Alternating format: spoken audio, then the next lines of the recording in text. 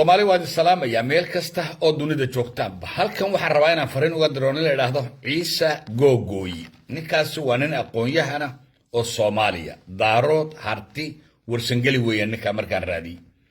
ninkaas cilmi baa ka buuxa aqoon fara badan baa ka buuxda dadka waqooyiga ayuu hayaa taariikhdoodii iyo tii Ingiriiska iyo heshiisyada la galeenba isaga ayaa hay wuxuu sheegay ninkaas in dalka Ingiriisku uu dawladda Ingiriisku heshiisay lix qabiil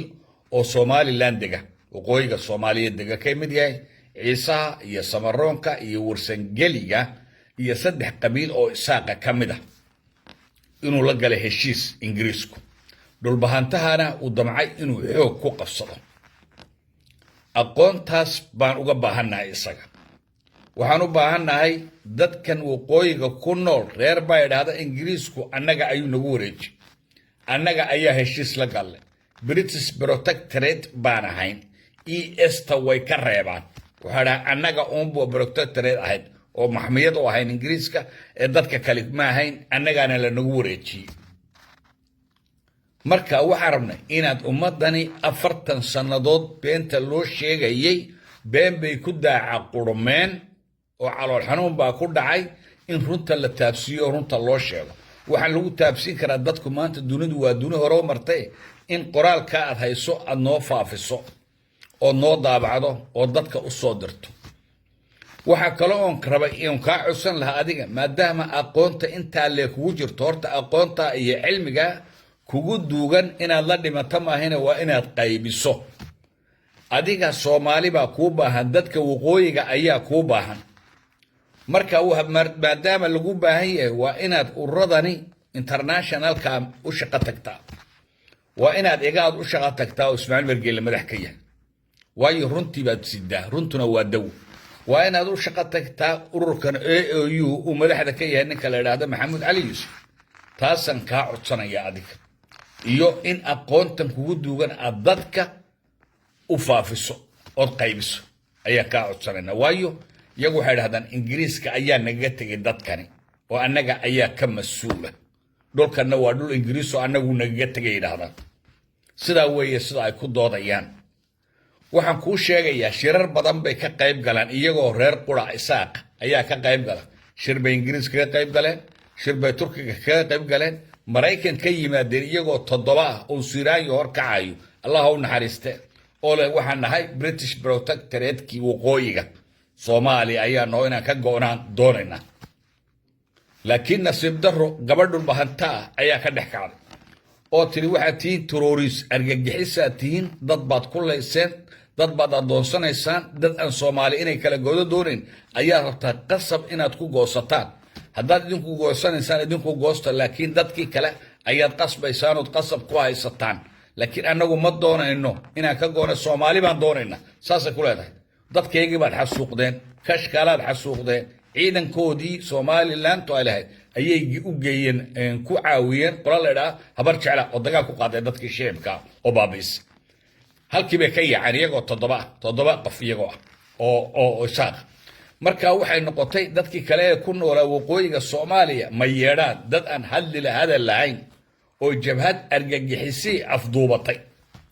oo ciidan u samaysatay hub u samaysatay maamul u samaysatay marka argagixisada waxa la yiraahdaa wixii aan sharci ku dhisnayn ee sharci darra ee dadkii dhibaya ee dilaya ee xasuuqaya waxa la yiraahdaa argagixiso mar hadduu wuxuu sharci ku dhisnayn oo outlaw yahay oo sharciga dunida ka jira uu ku dhisnayn oo baalmarsan yahay waa argagixiso oo dadkii dilayo oo qasbayo oo wuxuuna doonayn ku qasbayaan oo Soomaali ka goynayaan Soomaali kala gooyaan waa argagixiso waxaan Soomaali ahayn ee gobolkeena ka jira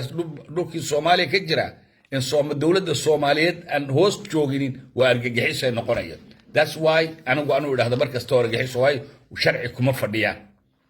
waa goosteen Soomaali ma nihin bay yiraahdeen dadkii kale ee waqooyiga la deganaa ee iyaguna heshiiska la galay Ingiriiska ayay la goosteen mana rabaan dadkaas xoog bay ku haystaan dadkii xoog ayay ku haystaan dadkii waa ma yeedhaan iyaga u hadlaya iyaga dawladu ah waa kooxda aad aragtay weeyaan marka dadkii in loo gurmadaa loo baahan yahay oo loo sheego meeshani inay waxaana sheegayaan been tahay inay wax ka jira ay beentan ay jirin in loo sheegaa la doonaya dadkii sheegi lahaana adigu ka mid baata marka waxaan rabnaa inaad u shaqo tagto ururka AOU dad u shaqo tagto maxamed cali yuusuf joogo inaad u shaqo tagto ururka la yidhaha igaad intaba waa qaarabna si aan u badbaadino dadkeenni dadkii kale ee dhulka ku noolaa argagixisa heshay dad argagixisa oo xasuuqaya oo qabaa'il hubaysan ayaa dadkeenni ay hoos joogaan marka dadkii aqoonta lahayn u gurmadaan la doonay waa innaga imika magaalada Ceerigaabo la yiraahdo guryihii ugaasyada iyo boqorada iyo dadka mas'uulka ee magaca kule beesha warsan gal guryihii magaca bay ku qorteen waad ogtahay magaca bay ku qorteenba marka dawladii kama dhici karto meeshaas waa argagixiso wax ka qabanaya ma jirto waa jabhad hubaysan waxa la yiraahdaa waa argagixiso wax sharci oo qabanaya una jirin baa la yiraahdaa argagixiso way marka saasan u isticmaala marka saasay dadkiina ku hayaan dhibaatada halka oo maan laascaano wixii ka dhacay waad ogay dadkii lagu xasuuqay laascaano anigu waan tago waan ogaa waxaan ka salaamayaa gabadh la yiraahdo Farduus oo la mid ah gabadha Mareykanka ka kacday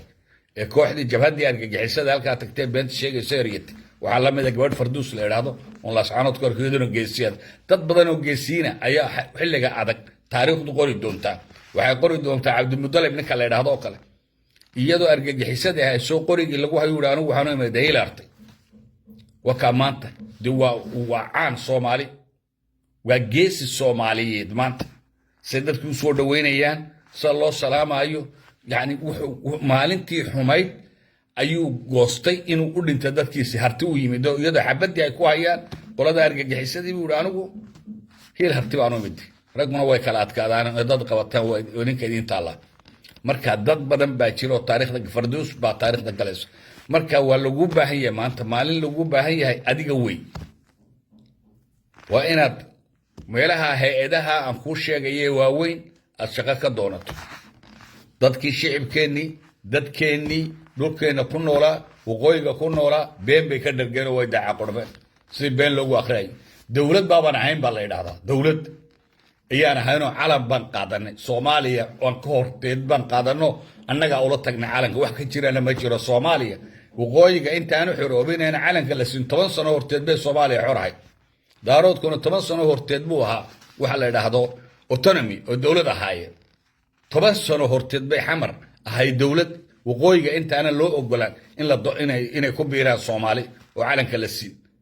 10 ayay ka horeyso koonfurta waqooyiga haddana waxay yiraahdaan annaga ula tag Soomaali bi xataa been u sheegayaan waxa kaaga si daran maanta waxay ku leeyihiin safaarad baaba furnaba safaaradu yahay mas'uul ka tahay idan safaaradu waa inaad barqadaheedii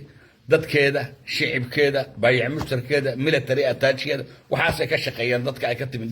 ciiday matasho ayay matalaan iyagu safaaraddan ayay matasha waa formality waa aniga oo imika safaarad furta intaan tago waxaan tagayaa baanshi la wadanka la yiraahdo Rwanda imika Kigali laba safaaradood baan furan karaa aniga Xasan Barra oo safaarad furanay waa formality waxa loo qabanaysaa ma jirto ka safaaradda furtay iyo dadka Soomaaliyeed ee meesha joogaba waxa ka mas'uul dawladda Soomaaliya waayo dad iyaga ma ay matalaan oo baasaboorkooda sito sharcigooda sito meesha ku nool ma jirtay xataa ka safiirka la sheegayo ee beenta ah ee formality-ga dawladda safaaradda Soomaaliyeed ba ka mas'uula ka Mareykanka jooga safaaradda Soomaaliyeed ba ka mas'uul ee way yiraahdo waa safiir marka ummadan waqooyiga ku nool dadkii u gurman lahaa waa inaga marka wax laga baahan yahay inaad dhulkaasi aad tiraado oo advisor xataa ka noqoto oo u sheegto nimankani waxay sheegeen inay been yihiin oo dadkani ay afduubteen oo dadkani ma yeedhaan yihiin oo shirarka u tagaan iyagaa shirka u taga iyagoo iska joogo cidba waxba weydiin dadkan waqooyiga ku nool ayaa waxay tagaan London shirkii bay tageen iyagoo Suudaan sinta oo reer qura shirkii waxay tageen maxay Turkiga ee arrimaha Soomaaliyeed iyagoo reer matalaya inagayna matalaya وانا شرعي درو وارجعيسو anagayna matalayeen nama matali karaan anaga mu yeedaan ku noqon marka dadkeeni cilmi baan ku badbaadinayna maaha dagaal iyo cunfi maaha cilmi baan ku badbaadinayna dadkeeni shicibkeeni dadkii waqooyi ku nool argagixisa qabsatay haday iskood noqdaan oo iyagu dhahdaan anagoo reer hebela waxaan doonaynaa inaan anagu go'aan anagu wala gol lahaa iska go'aan meesha rabaan qabtaan shaqa kumari laakiin ummadii kale ayay afduubteen وين وحبوا وقولين وشرارك أو تقعيان كوي كلنا ميادان ويدليان ولي بهضنا ما أنت ذا لم كوش الشلي إن بيكون الرجال كبورما ضد بيكون على السوقين ضد وحدان إياها هي كو على السوقين قارنا ويدتين الله نحرس كويدتين كونا وداوع وتا دبعتها سيدتك كوهاية وايو وجبهات urursaday oo hub samaysatay oo qoriyo samaysatay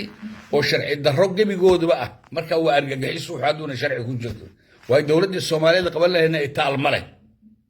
ilo aan orderka soo celin lahayd iyagana qaban lahayd ima ku soo celin lahayd nidaamka dalka ka jira awood male waa qoladii jabhadii Biafra ka kacday oo kala weeyaan ninkii korneelka ujuuka Raxmaan Nigeria ka kacday oo kala weeyaan marka وجبهات شرع الدرة وأوتلوية مركز دت كان الدباتة ساجرته وإنها كقيب قشاء والقيب كنقطة والضابع هذا وحنا طيسو وندون ذا جالسين أدبر دي السلام يا صومالي ملك استودون ذا جوكتا محرجين يا إن عدك جالسين كجارة إيش الجري